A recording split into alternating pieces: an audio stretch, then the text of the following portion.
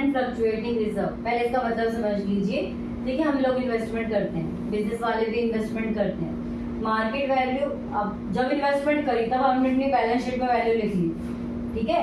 ये आपकी यहाँ पे बैलेंस शीट बना रही हूँ मैं।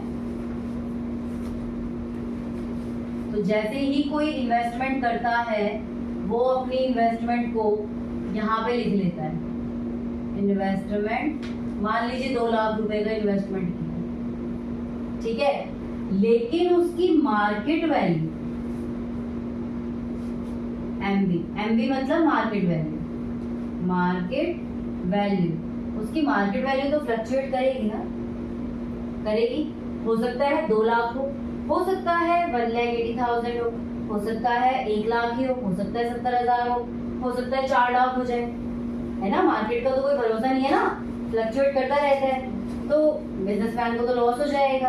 तो बिजनेसमैन क्या होते हैं कि दूर की सोचने वाले होते हैं, वो किसी भी लॉस के लिए पहले से ही तैयार रहते हैं। उनको पता है कि हमारे बहुत सारे डेब्टर्स हैं जो हमें पैसे नहीं देंगे, पैसे हमारे डूब जाएंगे, इसके लिए वो प्रोविजन बना लेते हैं फॉर डाउटफुल डेब्ट्स, है ना, कि बाकी आगे जाके हमें लॉस हो तो हम उससे कंपनसेट कर सके बैड डेब्ट्स को।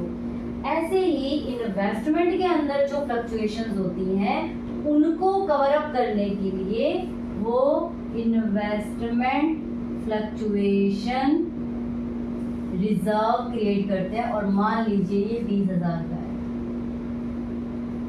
ठीक है, तो 20,000 तक वो अपना यहाँ मेंटेन कर सकते हैं। मार्केट वैल्यू नॉट गिवन, मान लीजिए मार्केट वैल्यू गिवन ही नहीं है आपको, मार्केट वैल्यू गिवन ही नहीं है या मार्केट वैल्यू 2 लाख ही है।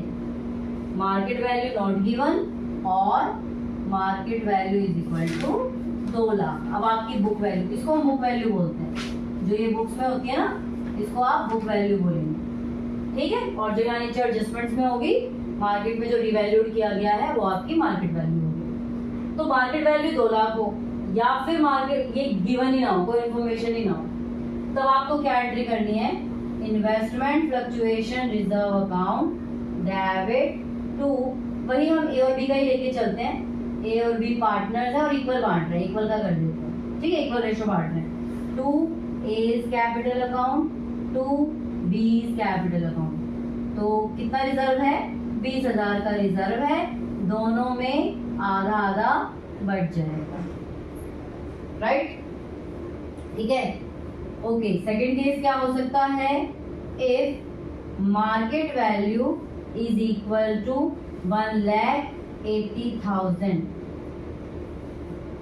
मार्केट वैल्यू कितने का है, 1,80,000 का, कितने का लॉस हो रहा है, मार्केट 20,000 का लॉस हो रहा है, क्योंकि इस सिचुएशन में क्या हो रहा है, market value is smaller than book value, है ना, बुक वैल्यू ज्यादा है, मार्केट वैल्यू कम है, तो ऐसी सिचुएशन में आपको क्या होगा, लॉस होगा 20,000 का। अब ये 20,000 रुपए का लॉस कहाँ से कंपनसेट करना है, रिजर्व से कर सकते हैं कंपनसेट। कैसे कंपनसेट करेंगे, IFR अकाउंट डेबिट, कितना है अकाउंट में पैसा, 20,000, to investment account, to investment account. 20,000 का कंपनसेशन कर लिया हमने, नहीं आया समझ में, यहाँ ये वाला आ गया ऊपर वाला, ओके। मार्केट वैल्यू मैंने कितनी वैल्यू दी है, 1,80,000, मार्केट वैल्यू और बुक वैल्यू में कितना फर्क है, 20,000 का। लॉस है या मतलब प्रॉफिट है, लॉस है, क्योंकि बुक वैल्यू हमने ज्यादा लिखी है, मार्केट वैल्यू उसकी कम है।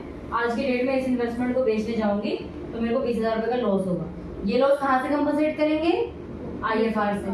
तो IFR account debit to investment, मतलब इन्वेस्टमेंट का हमने कंपनसेट कर दिया, ओके।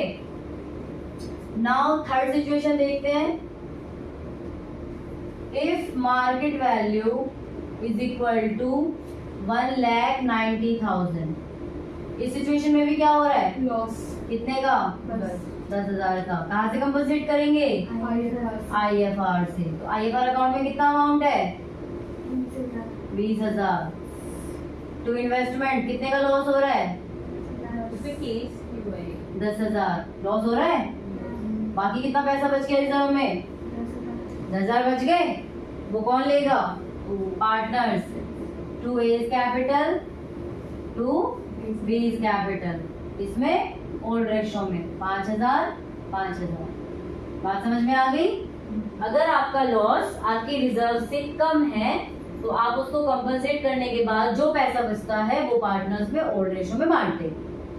फंडा वही है WCR वाला। Okay, if market value is 2,10,000, यहाँ पे क्या हो रहा है?